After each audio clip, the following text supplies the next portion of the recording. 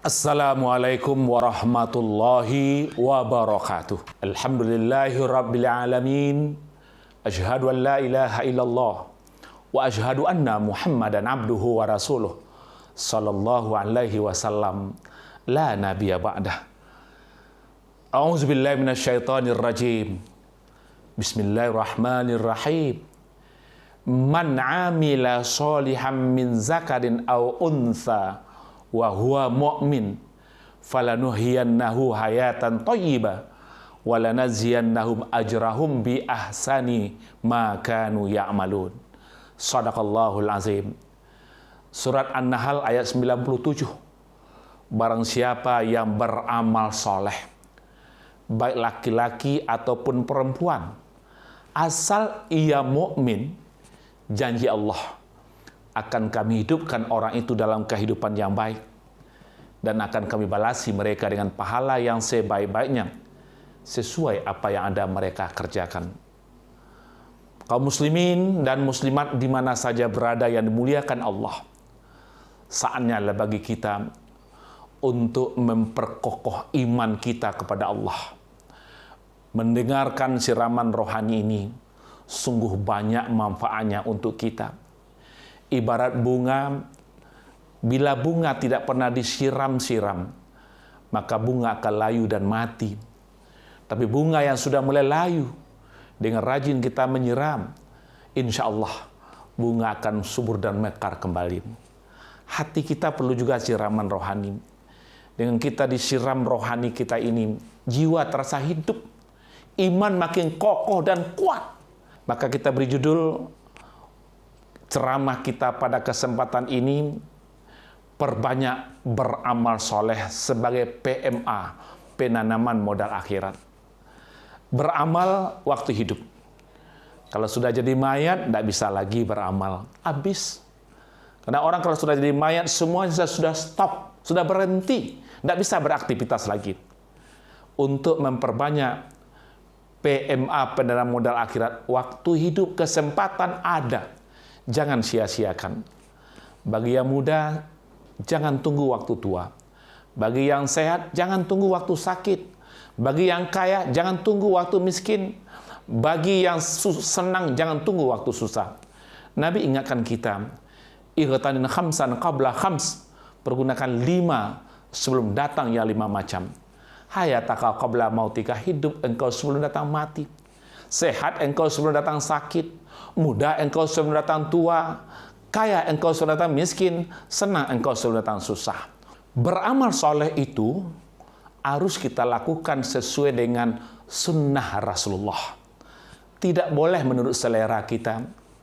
Kadang-kadang orang banyak bertekad, banyak berbuat akan banyak pahala, belum tentu. Kalau berbuatnya itu tidak cocok dengan Al-Quran dan Sunnah, jatuh kepada bid'ah, apalagi ibadah mahdoh.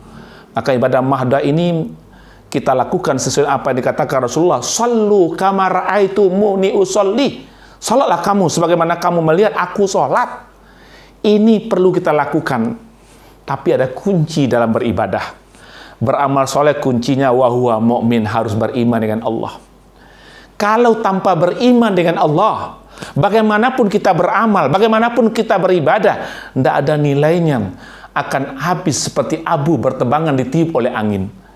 Maka iman kepada kunci dalam beribadah.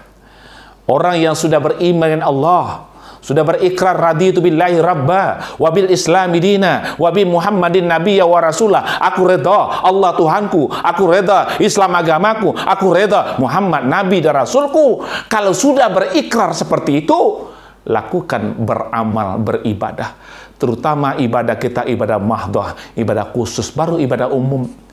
Ibadah khusus tidak ada artinya kalau ibadah itu tidak sesuai dengan sunnah Rasulullah. Ibadah umum juga tidak ada artinya kalau ibadah khusus tidak dikerjakan. Orang banyak suka melakukan menolong orang, membantu orang, tapi sholat tidak ada arti. Maka dengan demikian kita harus beramal ini banyak. Beramal ini Allah ingatkan kita, jika kita lakukan Janji Allah dalam surah An-Nahl ayat 97. Man amila sholihan min zakarin aw untha wa huwa mu'min falanuhyiyannahu hayatan thayyibah wa lanaziyannahum ajrahum bi ahsani ma kanu ya'malun. Barang siapa yang beramal saleh, baik laki-laki ataupun perempuan, asal dia mukmin, janji Allah ada dua. Satu, akan kami hidupkan ia dalam kehidupan yang baik. Yang kedua, akan kami balasi mereka dengan pahala yang sebaik-baiknya. Mendapatkan kehidupan yang baik itu memang juga tidak mudah.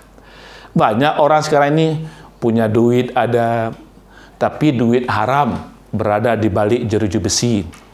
Karena ditangkap oleh polisi, disebabkan napak tu kancang kapadusi, adalah cangok jepiti. Itulah namanya orang yang melakukan korupsi. Istri berhibah hati, anak-anak frustasi, tetangga memaki-maki. Sibuk istri mengantarkan nasi tiap hari ke balik jeruji besi, tapi suami sakit gigi sehingga nggak sanggup makan nasi. Nasi jadi basi, naiklah tensi, itulah tekanan darah tinggi. Ada yang frustasi sehingga gantung diri sampai bapak tuh mati, dimasukkan ke dalam peti setelah mandi, tidur di kubur sendiri. Akhirnya dia menyesal sendiri.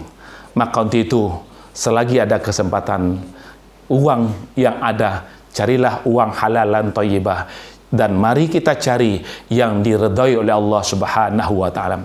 Ada juga orang punya istri, tapi istri ini kejam, istri itu nakal, istrinya itu suka membohongi suami, juga tidak bahagia hidup, bahkan sengsara hidupnya di dunia ini.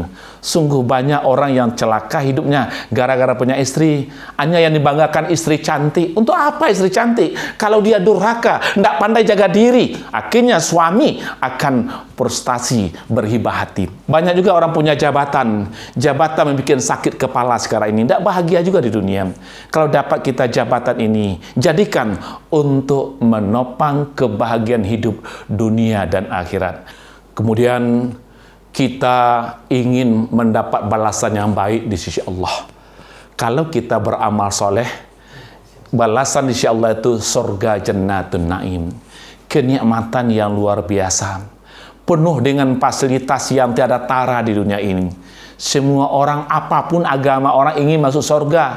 Tapi surga menurut Islam, surga menurut non-Islam berbeda posisinya, berbeda bentuknya, berbeda mendapatkannya.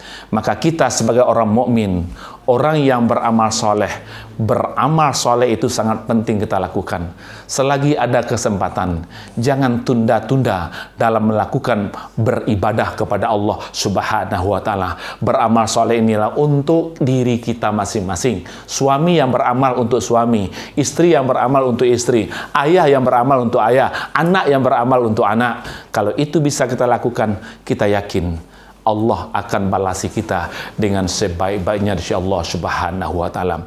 Harapan kita bagi bapak-bapak, ibu-ibu, kaum muslimin dan muslimat, terutama remaja dimanapun berada, mari kita tetap lakukan amal soleh. Selagi ada kesempatan, jangan tunda dalam beribadah kepada Allah. Semoga Allah meridhai kita semuanya dan hidup dalam redha Allah setiap saat dimanapun kita berada. Wabillahi taufiq wal hidayah. Wassalamualaikum warahmatullahi wabarakatuh.